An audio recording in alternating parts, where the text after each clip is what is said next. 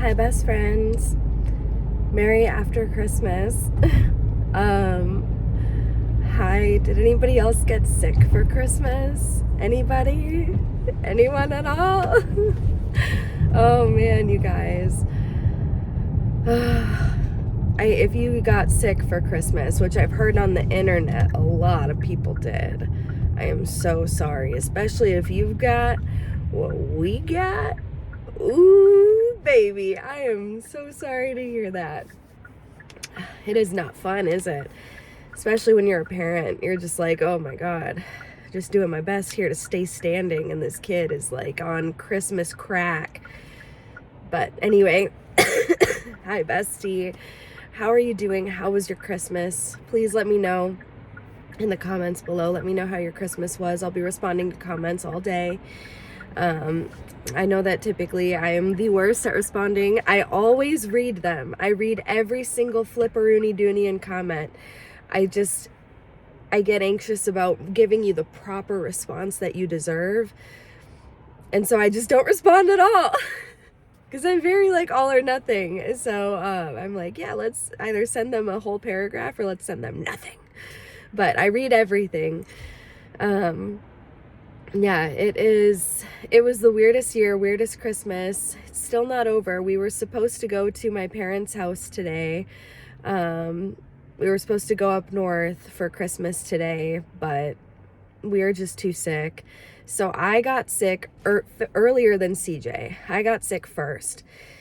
And I literally felt like I was going to die. I was like, this is it. Like it was Christmas Eve when it really hit me. And I felt it Christmas Eve, like 4 a.m. I woke up in the middle of the night and I was like, oh no, I'm sick. And then it just got worse and worse and worse. I hit my peak sick Christmas Eve at like, I don't even know what time it was. That whole day is a blur to me. But then basically I had to pull myself together, and do matching pajamas and Christmas cookies and all of that with my daughter. And I was so exhausted. Like I couldn't even participate in like the fun stuff that happens on Christmas Eve, you know, after the kids go to bed, when you have like a few hours to yourself that you can stay awake before Santa comes and you have to go to bed as well. You know, that fun time where as a parent you get to like do that kind of stuff. I didn't even do that. I didn't participate in it. I was so exhausted. I went to bed, and the next day, Christmas Day, I was better. Still not great, but I was better. And I'm still, every day I'm better, but just not great. I had like, my main symptoms were a little bit of fever, sore throat, cough, diarrhea, like shit my pants a little bit diarrhea. Hello, welcome to my channel. I was not doing well, and then CJ gets sick. Okay, and CJ did not have the same symptoms as I did. He did, but his main symptom was vomiting, and he threw up 9 times. I think is the final tally. He threw up 9 times, but he was not doing well. And then last night, and I just kept hoping it would get better. I was like, okay, we've got like a stomach flu or something, you know, like just trying to make it seem better. And I was like, but we'll be fine to go to my parents' house today. Well, sure as shit, last night he has a 104.8 fever. And he goes to the hospital and finds out, hey, you have influenza. And I was like, damn it, I knew it. Because like I knew that this was so much more than a cold, but I was just hoping that it would not be. And yeah, so that's the tea. And so I had to call my mom this morning. I called and she didn't answer, so I knew she was still sleeping. So I texted her this long text, and I was like literally crying as I sent it, because I knew that she was gonna wake up and see the text and be like, oh, Brooke texted me, and like be all excited and be like, oh, I'm gonna get to see Brooke and I'm gonna get to see Rose today and like all of that. And then she would open the text and it would be like, yeah, we're too sick, we can't come. So I was literally crying because I was so disappointed. And I know that she's not going to be mad at me or anything, but like she's a lot like me, to where it's like, you know, if it were me, I would know that I had no right to be mad, because I'd be like, it's not their fault that they're sick. But at the same time, I'd be pretty pissed. I'd be pretty pissed. I'd be like, are you fucking kidding me? Like, when I've been planning, like, why didn't you tell, that's what I'd be mad about. I'd be like, why didn't you tell me 3 days ago that you couldn't come? And I'd be like, you know, because I was hoping it would go away. But anyway, that's that. So no, we will go up there. They told CJ at the doctor that he would not be contagious anymore starting on the 31st. So they were like, you can go about your normal business on the 31st. Like, you can go back to work, you can go back out into public, but until the 30th, you will be, you should quarantine yourself because you will be contagious. And since I got sick earlier than CJ, I'm sure that I'm fine to like go out into public now. But yeah, CJ he got sick a couple days after me, so that's what they told him. But yeah, it's no fun being sick on Christmas. I know Miss Lori Latte, if you're watching this, I know she got sick on Christmas as well, and that is so lame. And I remember seeing her post and I was just like, damn, it would suck to be sick on Christmas, especially when you love Christmas as much as me and Lori do. And then sure enough, I get sick too. What is up with that? Miss Laura, did you get me sick all the way from Texas? No, you didn't. That's fine. I don't blame anybody, especially anybody that I haven't seen in real life. Damn it. I that's what I was, you know, when you get sick and you're always trying to think, like, where did I get this from? Who got me sick? Like, was it the grocery store? Was it the gas station? And, you know, you can never, like, pinpoint where it came from. Yeah, it's impossible, but I still try. I'm like, where did that come from? Anyway, my brain is now working at full capacity, you guys. If I seem like a little bit woohoo, a little bit I'm just not working at full capacity. I spent the entire day yesterday just resting. I was at home and I spent the entire day in and out of sleep. I would sleep, I would wake up, I would film an ASMR video, I would sleep, I would wake up, I would cry a little bit, and then I would like go back to sleep. So my house is in shambles, you guys. It is in shambles, a complete, total disaster. But I am doing what I can do, okay? And there are a few videos that I filmed where in it I'm gonna say, like I said in the video, that I was not feeling well. So just know, while you're watching those videos, when they come out like 3 weeks from now, that when you're watching those videos, I literally have the flu. This is what Brooke is like when she has the flu. You know why? Because she's a mother. She's a mother. She has to do what she has to do. We don't have time to be sick around here. And I think that's the other reason why I was like, okay. Like when I was sick, I was like, I can still go up to my parents' house. I can be fine. But if my parents were puking, like throwing up as much as CJ was, if they were shitting their pants, okay, they're too old for that. They've lived too much life to be puking and shitting their pants, okay, because of me. So I don't want to get them sick. But I'm determined to make this a good day. I'm gonna take Rosie to get some donuts, and I have my hand sanitizer with me. I've got it all taken care of. I don't think I'm contagious anymore because, like I said, I was sick longer than CJ. And,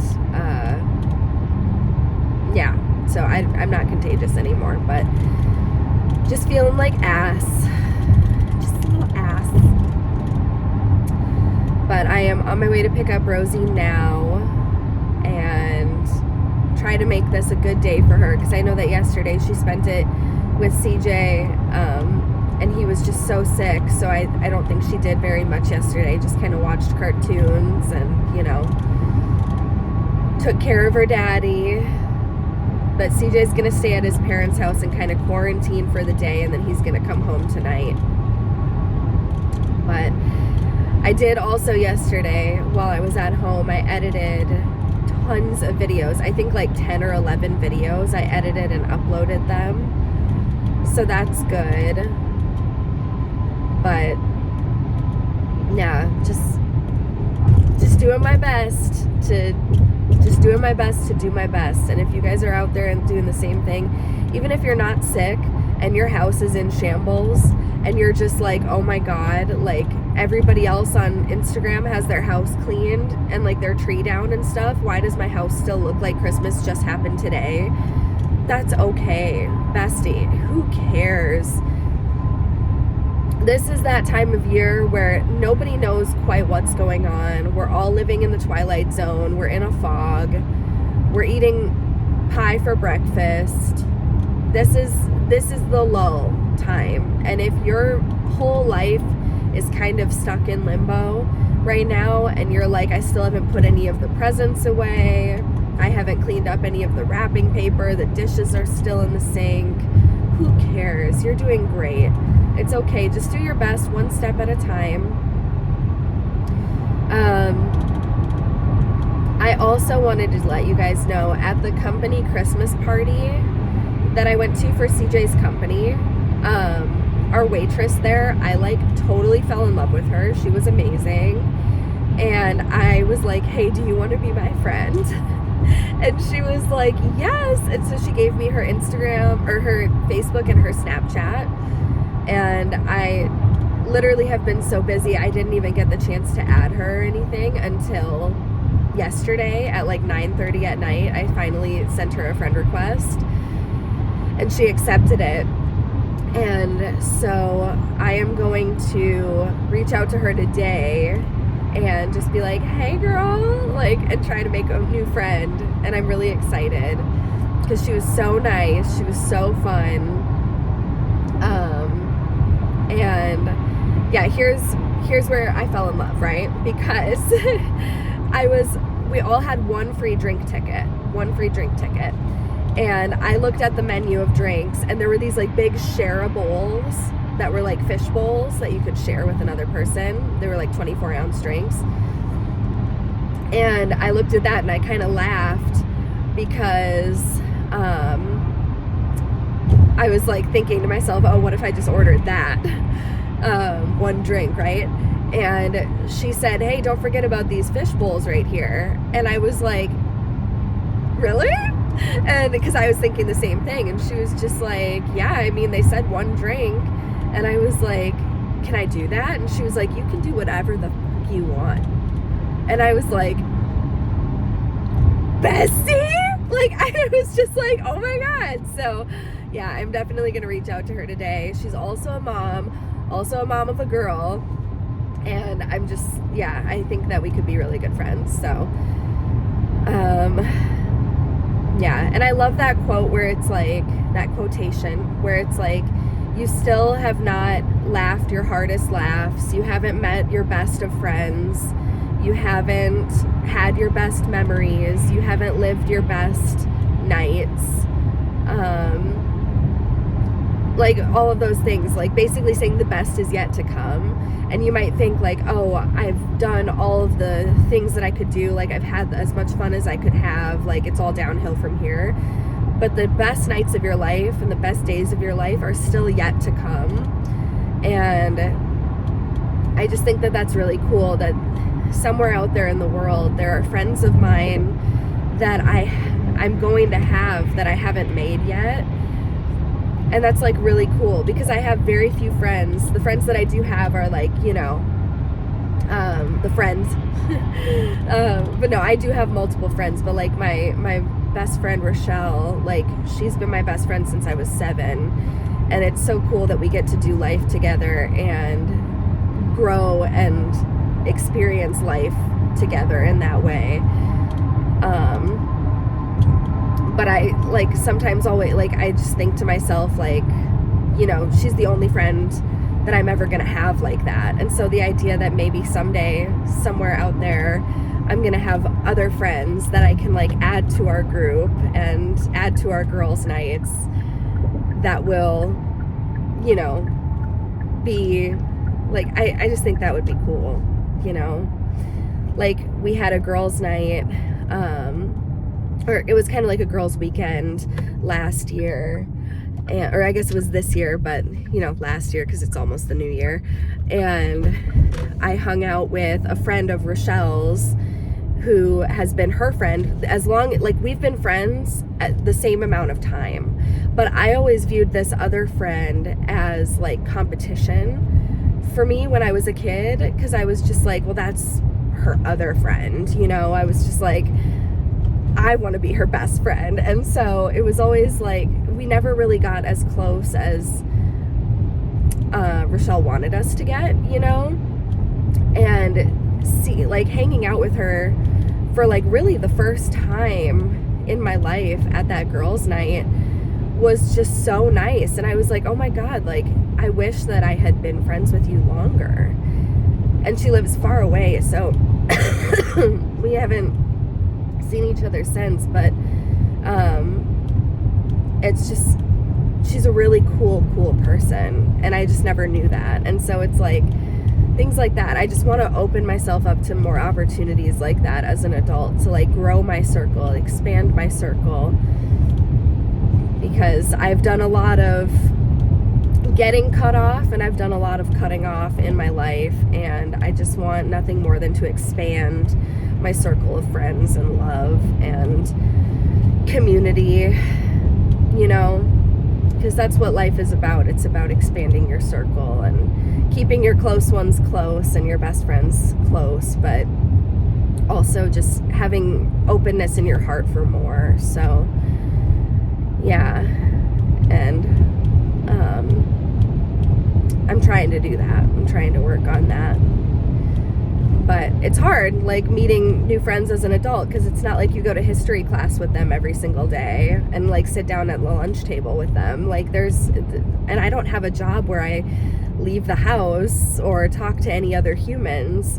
So it's just like, you know, I don't have a lot of opportunities to meet new people or to meet new friends or mom friends specifically.